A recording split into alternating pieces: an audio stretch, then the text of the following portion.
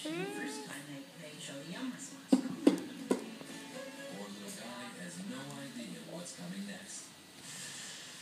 A few minutes after finishing his meal, Dia ada bapak tuh. Bapak tuh.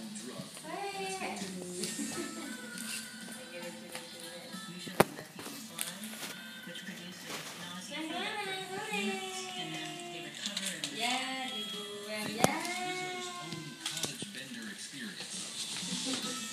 Professor Parker scored Rizzo's Pinter banget the number of times he did. For a full hour, all Rizzo could do was lay low, hoping the feeling would pass.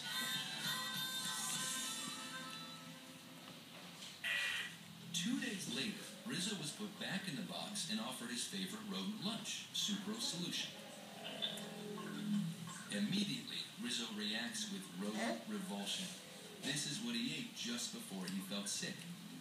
the taste is distasteful to them, and they respond with this disgust reaction of gaping.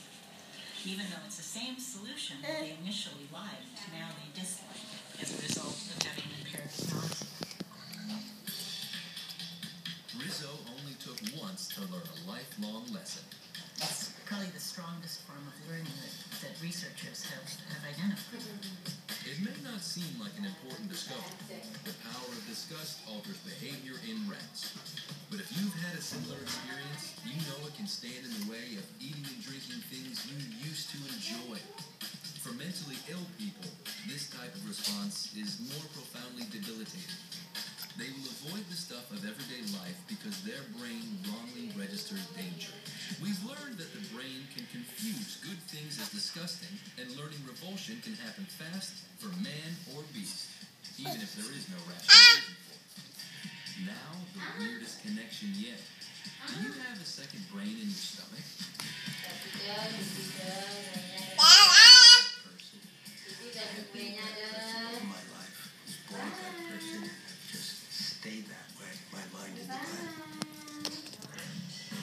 Dr. Michael Gershon of Columbia University looks a little further for his answers. Further down, that is. When I was very young, as a neuroscientist just getting started, I looked at the brain and found it daunting. And now that I look at the brain as an old neuroscientist, I still find it daunting. While most study the electrical signals coming from our brain, Dr. Gershon has spent his career exploring the nervous system of the colon. And so I looked at the nervous system of the gut thinking that it was a simple nervous system, one that somebody with my limited tools and intelligence could deal with. But in point of fact, I since have learned that a simple nervous system is an oxymoron. Dr. Gershon says the stomach is more than an internal processing plant for food and drink. He believes our intestines harbor a complicated second brain with its own set of chemical neurotransmitters. So when you take food in, you can't actually use it in the way that you swallow it. So you have to break it down into tiny little molecules that the gut can bring into the body and absorb. And that's a complex process that involves a lot of very complicated organic chemical reactions. And that has to be regulated. The second brain, the brain in the gut, has all of the same classes of neurotransmitters that are also present in the brain and the head. The gut's nervous system allows it to act completely on its own. You raise your arm only because the brain said, do it. You raise your leg, the brain said, do it. You evacuate your urinary bladder because the brain says, do it. It runs its own system independently. It might just be the gut that determines what is disgusting, and the gut may be teaching the brain.